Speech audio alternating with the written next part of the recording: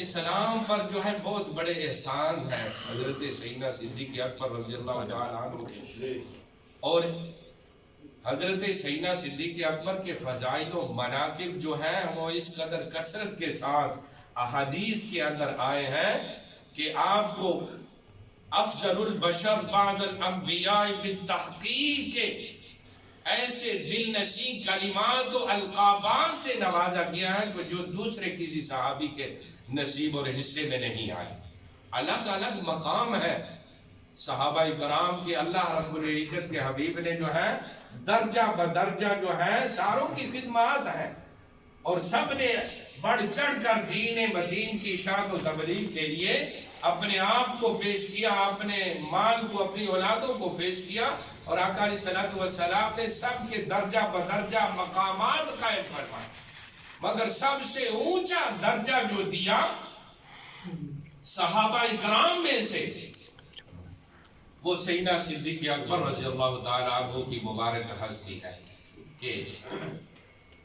آپ کے دور اقدس کے اندر کسی اور کو یہ جسارت جو ہمت ہوئی نہیں ہے کہ وہ مصلی رسول پر کھڑا ہو پائے۔ حضرت عمر پاک رضی اللہ تعالیٰ عنہ کو صحابہ کرام نے جو ہے کھڑا کیا، مگر جب آقا علیہ الصلوۃ والسلام نے فرمایا اور علم ہوا کہ عمر فاروق امامت فرما رہے ہیں، تو آپ نے حجرہ انور کے اندر فرمایا لا نہیں، صدیق ہوتے ہوئے میرے مصلی پر کوئی اور نہیں آ سکتا۔ فاروق اعظم کے مراتب و مقام جو ہے آپ دیکھیے کہ حضور فرماتے ہیں کہ میرے بعد اگر کوئی نبی ہوتا تو وہ فاروق ہوتے۔ الگ الگ مقام، الگ الگ کیٹاگری جو ہے اللہ کے حبیب نے جو ہے وہ بیان فرمائی ہے، اور ہر ایک کے الگ الگ، اور ہر ایک جو ہے اپنے اعمال کے لحاظ سے، خدمت دین کے لحاظ سے، جذبہ اظہار و قربانی کے لحاظ سے جو ہے ایک دوسرے سے سبقت لیتا ہے، مگر سیدنا صدیق اکبر رضی اللہ تعالیٰ عنہ کی مبارک وہ ہستی ہے کہ سب صحابہ کرام کی نیکیاں ایک طرف، اور سیدنا صدیق اکبر رضی اللہ تعالیٰ عنہ کی وہ غار والی نیکی جو ہے سب پر سبقت لے۔ تو آقا علیہ الصلوۃ والسلام کے دور اقدس کے اندر ایک مرتبہ جو ہے حضرت سیدنا عمر فاروق اور حضرت سیدنا صدیق اکبر رضی اللہ تعالی عنہ کے درمیان تھوڑی سی کوئی بات ہوئی، آپس میں خفگی اور ناراضگی ہوئی، تو سیدنا عمر فاروق رضی اللہ تعالی عنہ نے سیدنا صدیق اکبر کو کچھ کہا، آپس میں جب خفگی ہو گئی تو سیدنا صدیق اکبر عمر پاک کو کہتے ہیں کہ چلو میری غلطی، میں آپ سے جو ہے صحابہ کرام آپس میں شیر و شکر تھے، ایسے گھل مل جایا کرتے تھے، ایک دوسرے پر جان نچھاور اس قدر کیا کرتے تھے کہ ایسی ترجیح دیا کرتے تھے، اور یہی ایک تعلیم تھی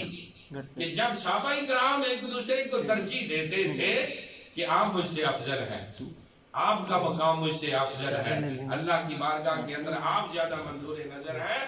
تو حقیقت میں یہ ان کی ایک عاجزی اور انکساری کا ایک اظہار تھا اپنے لیے۔ تو وہی تعلیم دے گئے کہ ایک دوسرے کے اندر جو ہے اپنے اندر ایک نقاہت پیدا نہ کرو، اپنے اندر نخوت پیدا نہ کرو، تکبر اور غرور پیدا نہ کرو۔ یہ ان ہستیوں کو دیکھو کہ یہ ہستیاں جو ہیں، جو بھی کوئی صاحب ایمان صحابہ کرام میں سے ہوتا وہ اس کو جو ہے سر آنکھوں پر بٹھاتے تھے۔ واقعی لکی ہے، تو تعلیم دی کہ ایک دوسرے کو ترجیح دو، نماز کے اندر، محلے کے اندر جو ہے ایک دوسرے کا ادب جو ہے وہ لازم پکڑو۔ تو حضرت سیدنا صدیق اکبر رضی اللہ تعالیٰ عنہ جو ہے اپنی عاجزی کے تحت عمر فاروق سے معذرت کرتے ہیں، اور عمر فاروق جو ہے کسی بات پر زیادہ نالا نظر آتے ہیں۔ تو آقا علیہ الصلوۃ والسلام کو جب علم ہوا کہ دونوں کے اندر کوئی خفگی چل رہی ہے، تو عمر پاک سے مخاطب ہوئے کہ صدیق کو آپ وہ معذرت کر رہے ہیں تو آپ بھی معاف کر دیں۔ تو آقا علیہ الصلوۃ والسلام کی بارگاہ میں یا رسول اللہ میرے دل کو ٹھیس پہنچی ہے، تو لہٰذا میں ان کو ابھی معاف نہیں کر سکتا۔ تو آقا علیہ الصلوۃ والسلام کا چہرہ مبارک جلال میں آ گیا، جب جلال میں آیا اور آ کر کہا کہ اے فاروق، اے خطاب کے بیٹے، یہ اس وقت میرا ساتھی تھا جب تم میرے دشمن تھے، جب تم میرے دشمن تھے اور کفار کے ساتھ ملے ہوئے تھے اور میرے قتل کے منصوبے کرتے تھے، یہ اس وقت میرا ساتھی تھا۔ تو جب یہ حضور کے جلال کو دیکھا تو فوراً جو ہے تھر تھر کانپنے لگے عمر فاروق، اور فوراً ہی جا کر جو ہے حضرت سیدنا صدیق اکبر رضی اللہ تعالیٰ عنہ کو گلے لگایا، بغل گیر ہوئے کہ اب سے کوئی رنجش نہیں ہے۔ تو صحابہ کرام آپس میں دوسرے کے ساتھ شیر و شکر تھے، پتہ نہیں کس نے آ کر یہ انتشار اور فتنے پھیلا دیے کہ صحابہ کرام کے درمیان جنگیں ہوئے،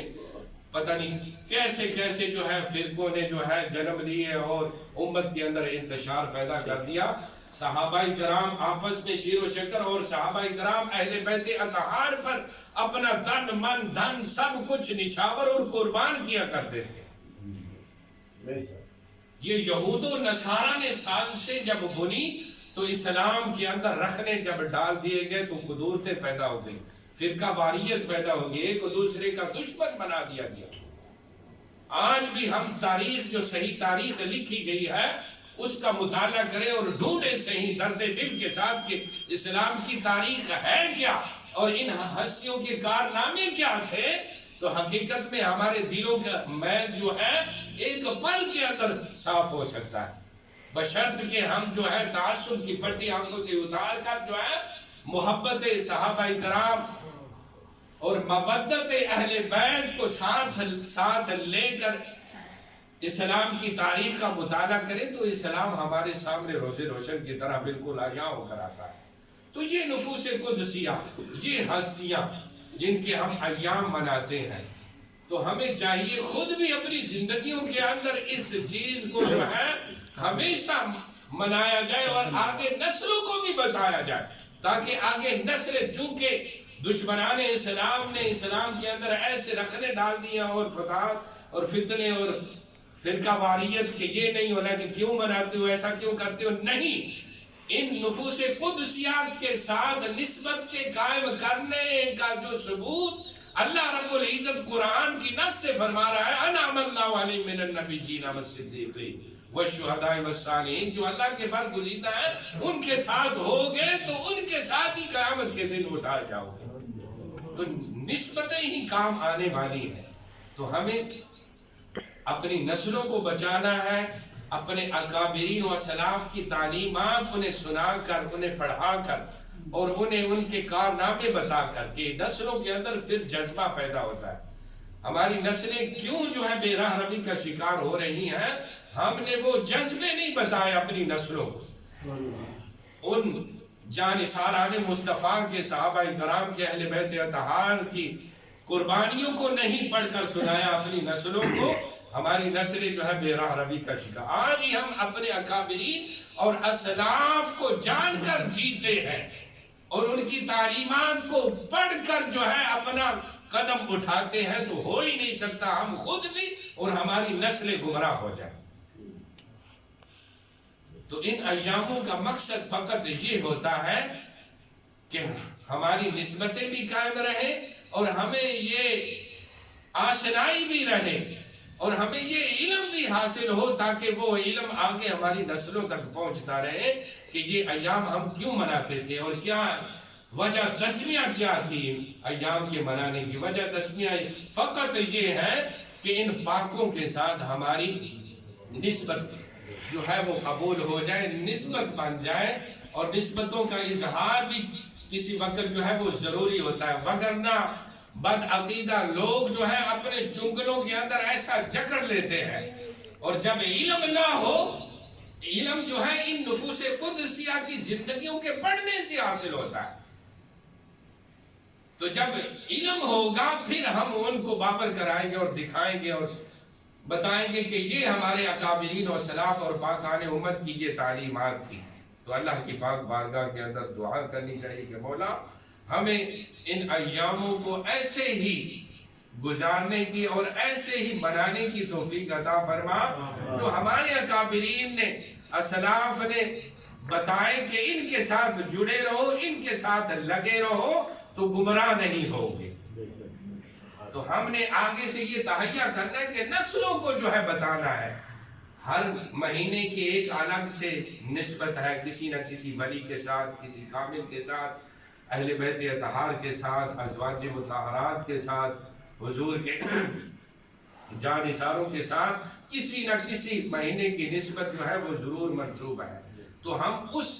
مہینے کے اندر جو ہے کم از کم، یہ ضروری نہیں لنگر کا اہتمام ہونا چاہیے، دیگیں پکنی چاہیے، نہیں، ایک وقت جیسے مغرب سے عشاء ہے، چند لمحے جو ہے ان پیاروں کی یاد میں گزار لینا ہی جو ہے سب سے بڑی عبادت ہے، خدا کی قسم، کیونکہ ہم آگے بے راہ روی کا شکار نہیں ہوں گے۔ اور ایک مشعل راہ جو ان کا طریقہ ہے اس کو لے کر جب چلیں گے تو ہو ہی نہیں سکتا کہ ہماری نسلیں جو ہے کوئی کسی گمراہی کی طرف جائیں۔ تو تہیہ کرنا چاہیے اور دل کے اندر یہ پختہ ارادہ کرنا چاہیے کہ گھر کے اندر بھی اپنے اہل کو بھی بتانا ہے، پاکان امت کے کارناموں کے متعلق، ان کی خدمت دین کے حوالے سے جو ہے ان کو اویئرنس دینی ہے، ان کو آگاہی دینی ہے، اور کم از کم ہو تو کچھ نہیں ہو سکتا تو ان کے نام کا کچھ صدقہ اور خیرات ہی کر دیا جائے، کسی جاتے ہوئے مسکین کو، فقیر کو، کسی مستحق کو اپنی نیک کمائی میں سے 10 روپے جو ہے میں ان کے نام کے، بندہ عبادت تو اللہ ہی کی کرتا ہے مگر نسبت دل میں لیے ہوئے کہ آج ان کا دن ہے تو لہٰذا میری ان کے ساتھ نسبت قائم ہو جائے، یہ میں 10 روپے اس لیے خرچ کر رہا ہوں، تو دل کے اندر ایک شوق پیدا ہوتا ہے۔ جب شوق پیدا ہوگا وہی شوق آگے اولاد کے اندر جو ہے پہنچے گا، اور اولاد آگے جو ہے گمراہی کی طرف ہرگز نہیں جائے گی۔ اللہ رب العزت ہمیں اسی عقیدے پہ موت نصیب فرمائے اور ہماری نسلوں کو بھی اسی عقیدے پر گامزن فرمائے، بد عقیدگی سے محفوظ فرما کے اللہ رب العزت ہماری سنگت اور رفاقت ان پیاروں اور انعام یافتہ لوگوں کے ساتھ فرمائے۔ اللہ رب العزت ہم سب کو جو ہے کریم آقا علیہ الصلوۃ والسلام کے غلاموں کی طرف ہو گئے جن کے آنے سے ہو گئے اس نبی کی ولادت پہ لاکھوں سلام، شمع بز میں ہدایت پہ لاکھوں سلام، مصطفیٰ جانے رحمت پہ لاکھوں سلام، یا الہی صدیقہ